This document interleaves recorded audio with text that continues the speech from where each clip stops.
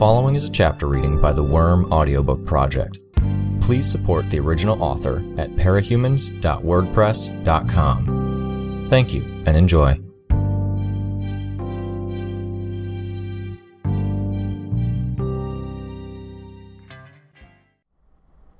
Arc 16, Chapter 10. I pushed open the rusted metal door that marked the first real barrier to entry for Coil's underground base. It was unassuming, if secure, easy to ignore for anyone who happened to find their way underground. It swung open without resistance, unlocked. Every door was unlocked as I made my way through the series of checkpoints and gates. There were no guards, and the cameras in the final room before I entered the base proper didn't move to track my movements. I pushed on the final door and let it swing open. The base was empty. Except, empty wasn't exactly the right word. It had been cleared out. The on-duty squads of soldiers were gone, as were the trucks, weapons, supplies, and furniture. The entire ground floor was desolate, with clean patches in the dust where furniture and crates had been. In groups big enough for me to get full coverage of the area, my swarms took turns roving over my surroundings. They couldn't pass through closed doors, but they gave me a sense of my surroundings that my eyes couldn't. The results were almost the inverse of what I might expect from my eyesight. There was no grasp of color beyond what I could guess from the various clues I got from my other senses, but I had a keen sense of textures. Where my eyes would have been capable of focusing on one thing at a time, my swarm sense gave me the ability to pull together complete mental pictures from 1,000 different points of focus. I could ignore line of sight, sensing around objects. Even though my bug's senses translated poorly, the sum total of their awareness gave me a sense of the little things, in addition to the big picture. I could sense where the air currents were traveling and the force with which they moved, the thickness of the dust in one area versus another, and where temperatures were higher, if even by a fraction. None of this was new, exactly. I'd always been aware of it to some small degree, but my core senses had always been there as regular, reliable fallback.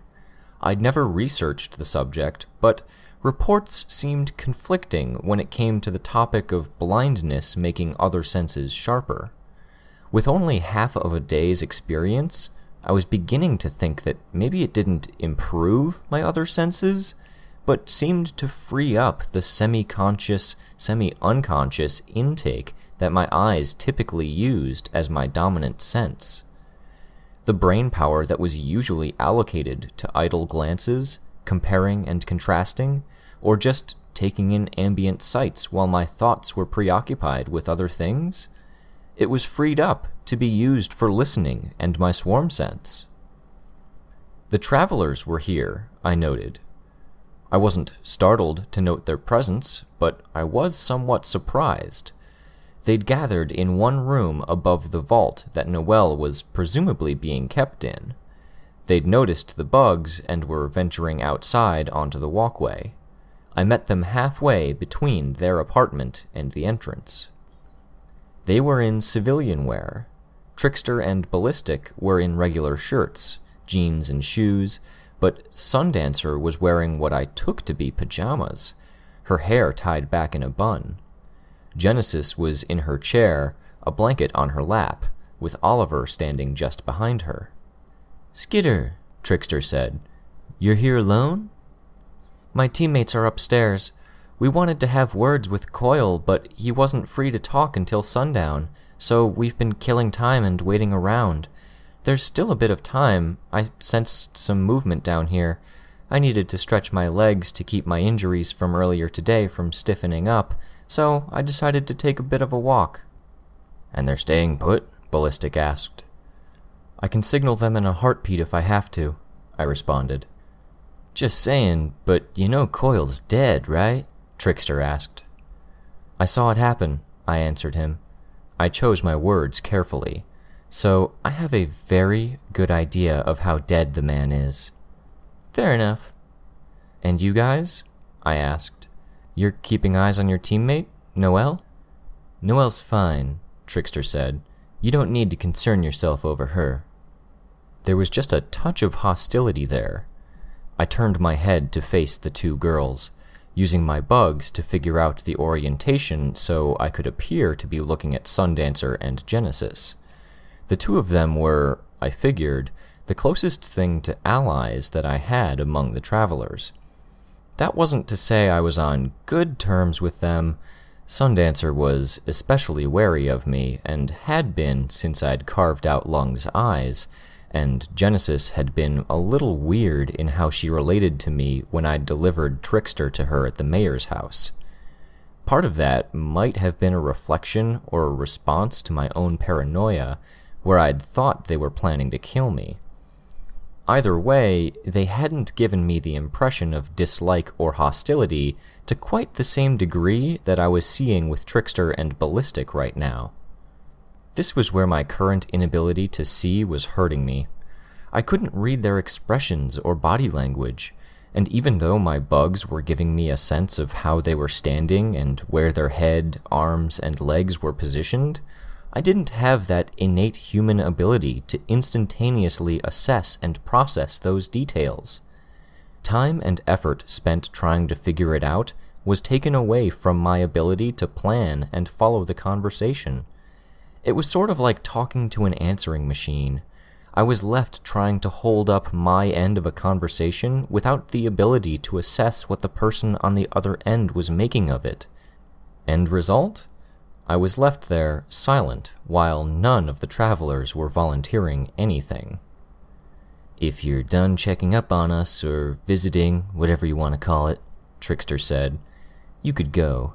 Your duty's done. You've paid your respects to the other team while you're in their territory. That's something we're supposed to do? I don't want us to be enemies, I said. We're not, Trickster replied, but his tone was far from friendly. We're on the same side. But, I asked, it sounds like there's more to that. We're not friends, Skitter. Let's not pretend like we are. You've got your goals, we have ours. You want to work together to tackle a situation like the dragon thing? Fine. Great. You want to backdoor Ballistic, going to the boss to recruit that cape he was trying to take down? Hey, that's fine too. Ballistic folded his arms. Trickster went on. Really, we're doing what we have to do in order to make this thing work. I don't love what you pulled. I'm not jumping for glee, but I get it. So we're business associates, but not friends. Succinctly put. There has to be more common ground there. We can't meet, share a box of donuts, and talk about ways to mutually benefit our territories? The fact that you have to ask that is a pretty good indication of how clueless you are about this. Let's count the ways. 1, I don't give a rat fuck about my territory or the people in it. None of us do. I could feel Sundancer turning slightly away from him. Was there disagreement there? 2, he continued. We don't plan to be here much longer anyways. Either Coil fulfills his end of the bargain and we're out of this hellhole, or he doesn't and we take a hike anyways. Take our chances elsewhere. I could remember how Ballistic had talked about his frustration with the group, the idea that he might stick with this gig regardless of what Trickster and the others did. If I brought it up, would it refocus the discussion to the point that Trickster wasn't opposing me in an abstract sense, or would it derail it with the ensuing drama? I kept my mouth shut, and I was sort of glad that I couldn't see, or I might have given in to my impulse to glance at Ballistic and give something away. Maybe it wasn't worth worrying about. I was wearing my full costume, including the additional pieces I'd accumulated over time. I wore the tattered cape, the ragged semi-dress over my leggings, and a heavy carpet of bugs clung to the black fabric and armor panels. My goggles would hide my eyes. Nobody would see any tell, if I could see, and I doubted they'd notice I was essentially blind. Trickster took my silence for an excuse to go on. 3. Again, there's no common ground to be found, and I'm not interested in hunting for it. There's 2 things I want in this world, and being part of Coil's thing was my way to get to those things. You were useful only as far as you helped make Coil's thing work, and that's over now. To put it bluntly, you don't have anything to offer me. I get the picture, I told him, cutting him off before he could continue. Okay, friendship's off the table. Even a friendly business relationship would be pushing it. He nodded once. I sighed a little. Okay, that said, as one local warlord to another, I'd like to extend an invitation. We're going to talk to Coil, and I'm saying you're free to come. Coil's dead. Ballistic made the words a drawl. That was getting old fast. Do we really have to maintain this charade? Coil went to a lot of effort in putting together his grand plan. He died in a blaze of glory and violence, just like he wanted. Do you really want to spoil that by going on about how he's still alive? Like you said, I retorted, we're on the same side. If you didn't know, you'd be more upset than you are now. Why pretend he's dead when he's alive? Especially when it's getting in the way of the larger conversation about the man and my invitation to come hear what he has to say. Trickster leaned against a wall and fumbled in one pocket for a cigarette. You mean outside of the possibility that you're wired and my saying the wrong thing could out him? Whatever. I don't have anything to say to him that I haven't already said. Maybe you aren't getting the point.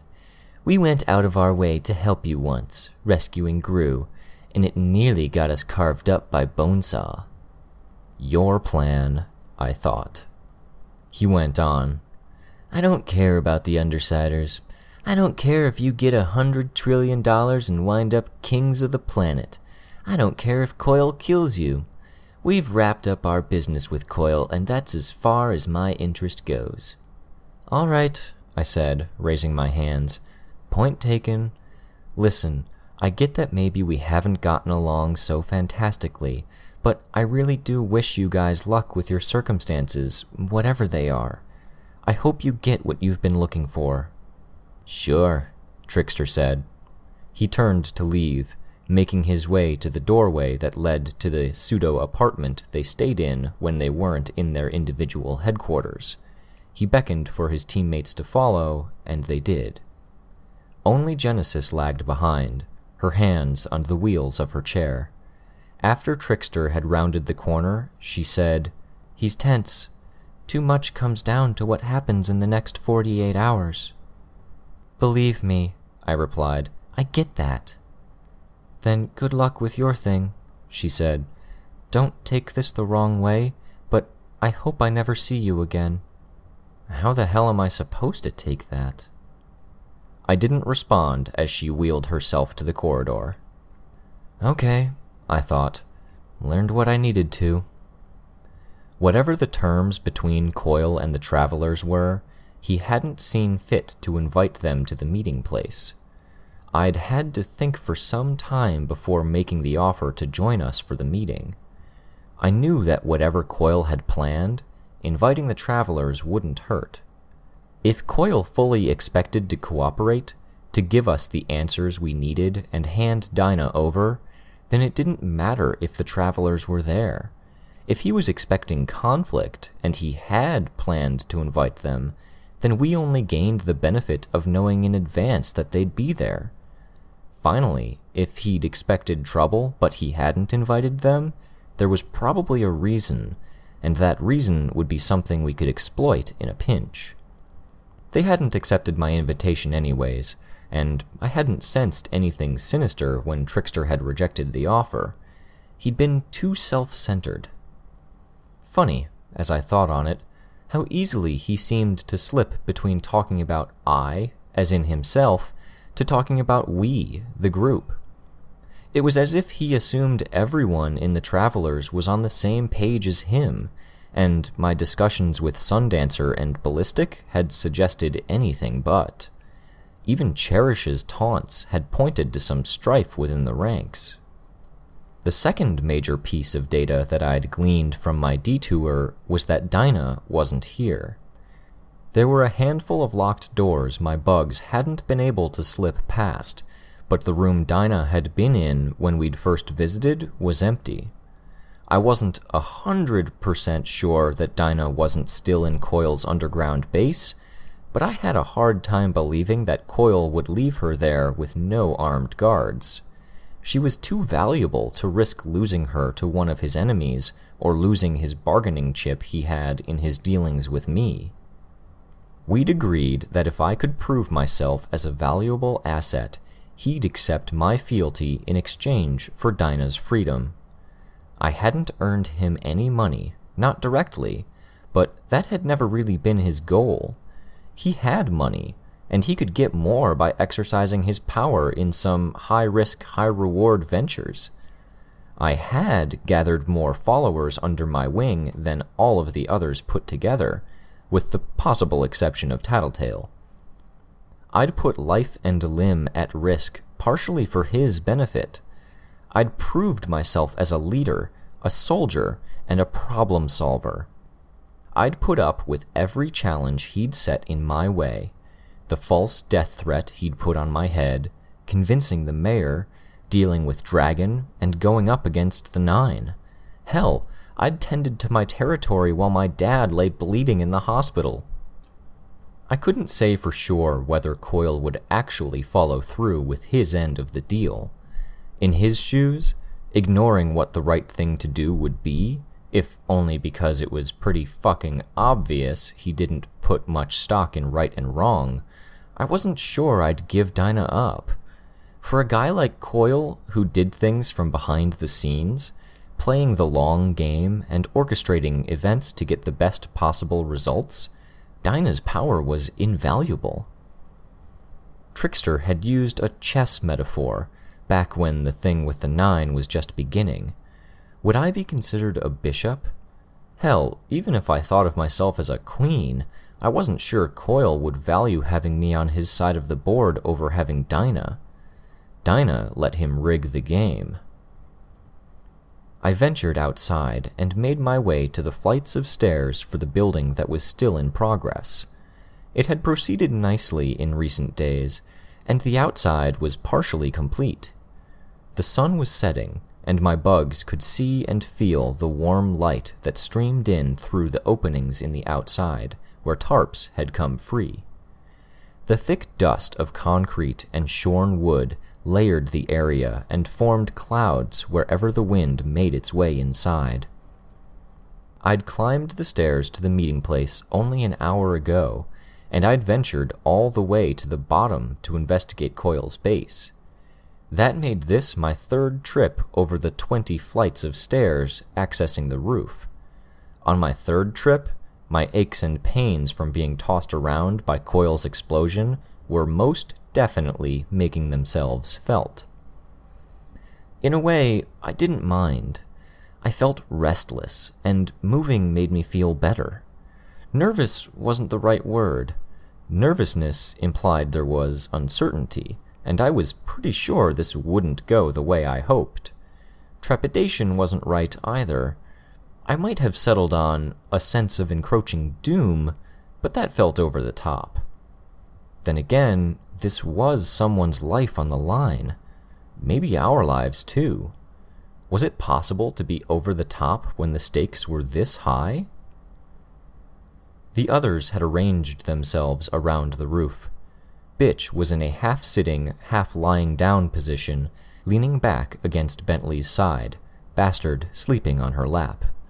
Tattletale and Regent were having a discussion at the top of the stairwell, while Gru and Imp were at the edge of the building. Imp sat with her legs dangling off the side of the building, while Gru showed more caution, standing a distance behind her. "You should be careful," I spoke up. "If you're standing too close to the building's edge, you're making yourself a prime target for a sniper." You said these suits were bulletproof, Imp said. I noticed how she didn't move. I said they might be, but judging by the fact that mine let some non-metal shotgun pellets through, I don't think they'll stop a bullet. Either way, I'd really rather not start experimenting tonight. Imp pulled herself to her feet and retreated from the edge of the building. I could feel Gru's shoulders drop slightly as he relaxed. Gru and Tattletale drifted my way, while Regent, Imp, and Bitch each sort of moved to the periphery of our huddle. It was Gru who asked, "You think he's going to take shots at us?" "I feel exposed," I said. "If he opens fire on us, are we really in a position to take cover? Or if he bombs out the first floor of the building? Or calls in teams of heroes he's in charge of? Could we really get down?" "I'm not getting that vibe," Tattletale said. "But he's figured out how to trick your power," I pointed out. "Any solutions?" Gru asked. "Yeah, I've been working on one, but I'm not sure it'll work." "Share?" I extended one hand and a wasp took flight, bearing a trio of spiders. I was forced to turn and fly in circles to slow its forward movement to account for the speed at which the spiders were spooling out thread. The ends of the thread were already wrapped around one of my fingers. It took a minute before they reached the other formation that was doing the same thing. I began reeling in the thread until I'd raised a length of cord to the edge of the roof. Bitch ventured over to see what was going on, and then spun around. "No. My first night out in costume, I got stuck on top of a building. I'm not going to make the same mistake twice. We called Thomas Calvert. He agreed to meet us, but just in case he decides to level the building rather than have a conversation, I want us to have a way down." "A way down?" Gru asked. "I'm pretty sure I got the lengths right. I hope I got the lengths right, because I used up a lot of silk here. 8 cords. We each hold one, or tie one around our waists, and then jump off the side of the building. Swing out over the intersection." "Awesome," Imp said. "Pretty sure?" Gru asked. "Pretty sure," I admitted. "I've tried to stagger it so the silk stretches out over horizontal lines I set out between buildings, so we aren't just dropping straight down to the street, but it's elastic, and I can't account for how much stretch there'll be in the material, or how much stretch won't be there." "And if he's got gunmen too? We're left there dangling out over the middle of a street?" "It's one option," I said. "One. We'll have your darkness so they won't necessarily have clear shots." "And you have your bugs," Regent said. "Our opponent here knows exactly what we can do. He's worked with us and observed us for weeks. Excepting Imp and I, he's worked with you guys for months, over a year. So no, he's not going to do something like underestimate the range of my bugs. He's going to have snipers that are just beyond my usual range, and I won't be able to fight back." "Your relay bugs?" Regent suggested. "Dying, but yeah, I'll bring them out. I suppose a night like tonight warrants using up the last of their reserves." "And you can fly," he said, pointing straight up where Atlas was in the skyline, circling around a stationary shatterbird. "I can, but I'd almost rather use the cords and swing down to street level. If I'm flying and they get a lucky shot off, I'm pretty fucking screwed. They hit me, Atlas won't ease me to the ground. They hit Atlas, nothing I can do to stop falling. Besides, being on the ground means I have the utility Atlas brings to the table. Being mounted on him means he and I are essentially one unit." "I think you're overthinking this, dork," Regent said. No, Gru and I said together. Gru didn't say anything more, but I added, "We plan for every possibility, and we're wrong, we don't lose anything. If we plan for a situation that does come up, we'll be glad we did it." "You're going to drive yourself insane worrying about it," he retorted. "If she hasn't already, I don't think she will in the next 10 minutes, Tattletale said. You sense them on the ground, Skitter? I shook my head. My power's radius is like a bubble, and the bottom end isn't covering that much ground. I should have been waiting at a spot lower in the building. They're on their way up. I could sense them as they reached the base of the building. Thomas Calvert would be the man who led the way, and the men who followed him were outfitted in PRT gear. It took time for them to ascend. The building was only partially complete, with floors, some walls, and the steel skeleton of beams with tarps stretching between them for the remainder, but no elevators. Without discussing it, we arranged ourselves on the rooftop, preparing to meet them. I was a little surprised that Gru and Tattletale positioned themselves so they were each just a little behind me, with Imp, Bitch, and Regent behind them. Bentley prowled at the perimeter of our group, 3/4 of the way to his typical monstrous size and slowly growing. Thomas Calvert was the first to cross the threshold. Annoying that the first time I would see Coil unmasked, I would be blind. He waved one hand to brush away my bugs as they passed over him, but I managed to pick up the essential details. Close-cropped hair, trimmed eyebrows, thin lips, and a cleft chin. He wore the body portion of a PRT uniform with an insignia stitched onto his sleeve that I couldn't make out with my swarm sense. Most of the squads remained below, but he was joined by a handful of soldiers and 3 young men in plainclothes, one of whom looked like a bodybuilder. "Yo, Frenchie," Tattletale said. "Sup?" One of the uniforms nodded a slight response. Was he backed up by a PRT squad or 2 consisting of his hired mercenaries? "Undersiders, after your last interaction with Director Pigot, I assumed you would want to speak to me and try establishing ground rules." "We know it's you, boss," Regent said. My bugs caught the slightest exhalation from Director Calvert's nostrils, a minor expression of annoyance. The travelers were a little more circumspect. "What?" Imp asked. I couldn't tell if she was genuinely wondering or if she was being intentionally obtuse. "Tone it down, guys," I said. They're the types to go after any weakness in authority figures. They'll nettle him until someone gets in trouble. "Director Calvert, would it be too much to ask for you to ask your squad to wait downstairs?" There was an extended pause before he offered a slight nod to one side. His squad turned to return downstairs, and I followed them as they took position by the base of the stairwell. "I asked you to stay out of costume until further notice," he spoke. "With all due respect, Director," I said. Tattletale had coached me. I would stroke his ego by reinforcing his new position. "I was injured as a bystander in Coil's attack. I wouldn't have been hurt if I'd been costumed. Until everything cools down, I think my team and I will play it safe." "I see. I can respect that. Nothing serious?" "Serious? Yes, but it's nothing life-threatening and nothing that can't be fixed." Thomas Calvert reached beneath the armored panel of his vest and withdrew a small remote. He stared at it for several long seconds before putting it away. That done, he clasped his hands behind his back, in a position that was very Coil. It was obvious and direct enough that I suspected he was dropping his director persona and admitting his true nature. "My apologies. I am not infallible." "You let a dozen or more people die, and left twice that many people injured in some way. No, you're not infallible."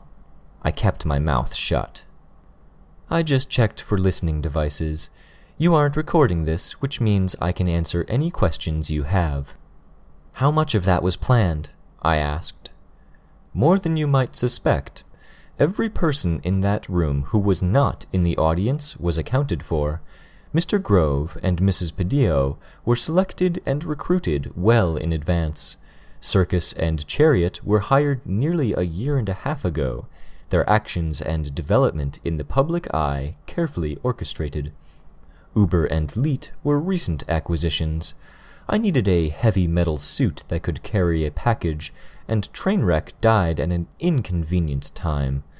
Most reporters were selected and stationed well in advance, claiming the rear of the room where they would bear the brunt of the attack, so to speak. They didn't die? I asked. As with Circus, Uber, and Leet, Director Calvert nodded in the direction of the three individuals in civilian clothes. Wait, Circus is a guy? Regent asked. Depends on your definition of guy, Tattletale said. If you're talking biological or what Circus identifies as. Not that I have it pinned down. I can't tell if you're a guy posing as a girl when in costume, or a girl who poses as a guy when in plain clothes. Circus spat, directing a loogie to shoot a horsefly out of the air. I'll take that as a compliment, I guess. The three of them and most of the reporters were removed from the premises in time, Coyle said. The reporters, as I said, were plants. I needed news reporters in place who would be sure to catch the details I wanted them to catch. Some editing of the footage just prior to it being sent to the news station served to smooth rough edges and highlight key points. Making Pigot look worse, for example, Tattletale said. Among other things, appearances are one of the most important things here.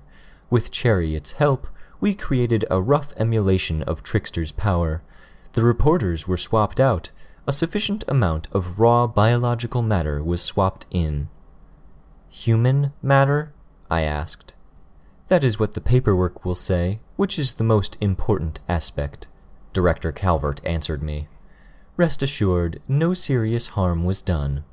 Circus's abilities allowed us to place the knives in non-lethal areas. Better that Director Pigot looks as ineffectual as possible than simply perish. The same applies to the mayor. Thomas Grove and Mrs. Padillo will recover, but Thomas Grove will concede the election, supporting Mrs. Padillo despite his strong showing. It will help shake the notion that things were staged. But they were, every part of it, Tattletale said. Every part of it. The bomb? I asked. The sabotaged power supply was real, but Uber's metal suit housed a teleportation apparatus to detect when it was removed from the premises, so a replica could be brought into the lobby. The initial detonation was little more than light and a shockwave primed to make the most of the Manton effect, leaving my agents with little more than bruises and scratches. They were teleported out, as I already said, just before the final, true detonation. We estimated how fast the evacuation would proceed and calculated a blast radius that would leave the building standing and the crowd largely untouched. I could remember Tattletale mentioning how there were less killed or injured than I might have thought. Had she guessed this much? Every action I've carried out has been carefully weighed, with attention given to the aftermath. Circus, Uber, and Leet will be leaving Brockton Bay with a sizable reward for their efforts. I don't expect they will need to return to a life of crime, but I believe they will use a different identity and modus operandi if they do. He made it a question, and Uber answered, "Yes, sir." I could feel Leet and Circus nodding. "Good," Director Calvert spoke. "To us," he said, "it just isn't worth killing good help. Should my ultimate plans here fall through, it's better to have individuals like them on reserve." "And us?" Gru asked. "Your part in Brockton Bay isn't entirely over yet. I established you here for a reason. As director, I will lead a slow but successful campaign against Brockton Bay's villains. The Travelers will be the first. I expect a strike squad of my PRT agents will catch them off guard, but they will ultimately escape capture." "How unfortunate," Tattletale said. "Indeed," Director Calvert replied. "Doubly unfortunate if other villains should establish a presence in Brockton Bay's south end, forming a loose alliance with the Undersiders, who maintain a firm hold on the flourishing North End. Oh, rest assured, you Undersiders will lose your hold on this city over the course of months, but it won't be quite as bad as it sounds." "We'll avoid being captured, probably," Tattletale said. "Or we'll get captured and break out before there's an issue, and then we don't come back to Brockton Bay. We wind up establishing presences in nearby cities, 1 or 2 Undersiders with a firm grip on a given city with other villains under us, establishing a new kind of villainy, and you, Director, as the valiant hero on the opposing side. Your power grows in a way the public is very much aware of, and, well, we're not losing quite so much as it seems, so your power grows in other ways too." Thomas Calvert spread his hands. "It seems you have a firm grasp on what's going on. I won't waste our time reiterating. Any questions?" "Why become PRT director?" Gru asked. "Why not mayor?" "All eyes will be on the mayor after the recent fiasco. Mr. Grove will serve as a red herring, drawing all suspicious eyes to him before he defers the election to Mrs. Padillo. Besides, who would you rather rule? A dozen capes or 50,000 unpowered civilians?" "I see," Gru said. "The fear this event creates among the public will make requisitioning additional capes and resources that much easier. The remnants of Coil's personal army will remain in the city, a sub-gang of highly trained individuals who will serve as an excuse for why the forces of the Undersiders do not grow beyond a certain point." "You said the Travelers will be the first to be ousted," I said. "Does that mean you've found a solution to their problem?" "No, but we have several last resort answers, and those will be exhausted soon." With my bugs, I noted Tattletale making a hand gesture, left index finger and middle fingers pressed together. She tapped her thumb against the tip of the other 2 fingers. "Any other questions?" he asked. "Dinah," I said. "Mr. Grove's concession to Mrs. Padillo will involve an offer. He will push for his constituents to support Mrs. Padillo if she accepts his terms. Among these will be a restoration project for the North End, employment stimulation for the laborers, and a restoration of the ferry service. In exchange for your continued cooperation, I can give you executive powers in naming the measures you'd like to see pass. I am well aware of what I agreed to, but I would offer this as a compromise in exchange for a 1-year delay on that term of our contract." "No," I told him. "I'm sorry, but you've got to let her go." "Then I will. I'm disappointed, but I won't have it said that I'm not a man of my word." My heart was pounding. Just like that? Director Calvert clasped his hands in front of him. "How would you have us resolve this? I can return her to her family, or pass her on to your custody." I didn't think this far ahead. "Her family, then." "Very well. With your permission, we'll release her to her parents, with some covert surveillance to ensure she does not reveal any details of my greater mission." "Okay." "My officer will take you to her." I hesitated. "Your teammates can join you if you don't feel secure." Gru placed a hand on my shoulder. "Thank you, Director," I said. "I don't mean to impugn your sense of honor, but I didn't expect this." "I have a healthy respect for paranoia, Skitter. Go. Tattletale, could I borrow a few minutes of your time? The Travelers grow anxious, and you can offer some more answers about Noelle's situation." Tattletale turned our way. "Your call, guys." "Take Regent and Shatterbird with you," Gru said. "You sure?" "If he respects paranoia, he'll respect the fact that I'm as worried for your well-being as I am for Skitter's." "Aw," Tattletale gave Gru a pat on the cheek. "You're not a very good liar. I appreciate the sentiment, though." I felt entirely out of my element.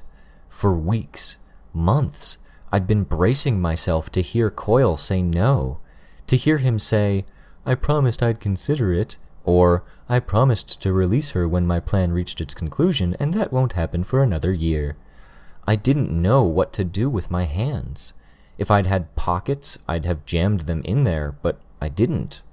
My belt didn't really suit itself for me hooking my thumbs in there. I didn't even trust myself to speak, with the possibility that I could say something to ruin this. No, it was better to be on my guard. I swept the area for threats, with bugs on every set of gloved hands and every weapon. But the PRT uniforms climbed into their vans and the doors slammed shut. Director Calvert stayed at the gates that marked the construction site from the roads beyond, Tattletale and Regent beside him. "In the truck," the remaining PRT officer told us. "If it's all right," I said, "we'll ride." He looked to Coyle, who nodded. I climbed onto Atlas and grew settled behind Bitch on Bentley. It was a 15-minute flight, following the truck, and I was on edge for every second. We stopped outside of a brick building, and the driver of the truck stepped out. I swept the area with my bugs, then I swept it again. The interior featured modest living accommodations, a squad of armed soldiers, a man who wasn't armed, and a little girl. I set Atlas down and waited outside, bugs poised to attack. The door opened and the soldiers stepped out, parting to let Dinah go free.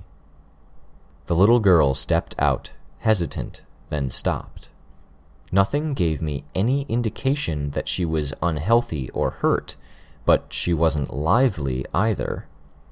She was dressed in a skirt, sweater, and Uggs, her hair thick with chemical smells that told me it had been recently washed. "Want to go home?"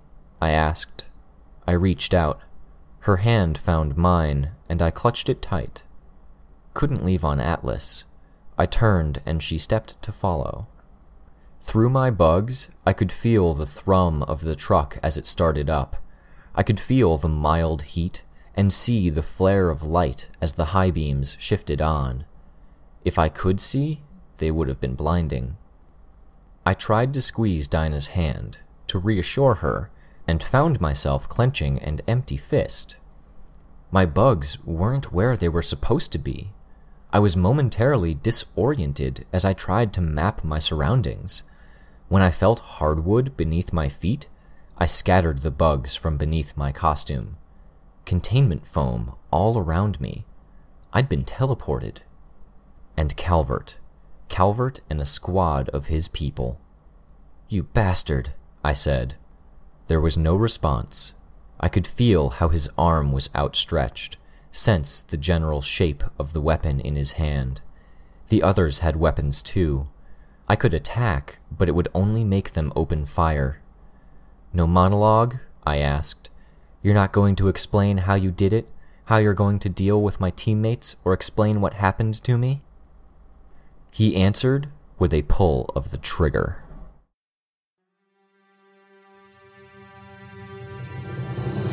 Hi, this is Rein. You just finished listening to a chapter from Arc 16, Monarch, from the web serial Worm by J.C. McCrae. This production is brought to you by the Worm Audiobook Project. If you would like to know more about us, or to volunteer your own services, please check us out at audioworm.rein-online.org.